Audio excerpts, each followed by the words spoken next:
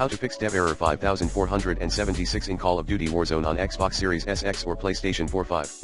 1. Get 2 controllers. Note, you may connect and pair additional DualSense controller on console. 2. Create a new backup.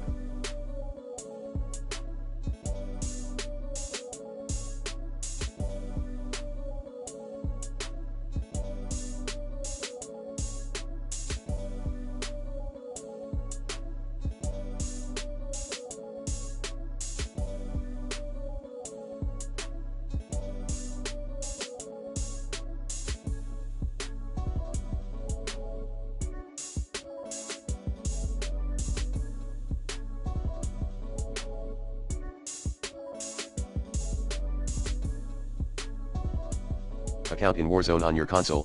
3. Launch the game with this newly created account. 4. Turn on the second controller and log into your main account. 5. Change your loadouts when you go back up Warzone. Last but not least, install any official fix in time.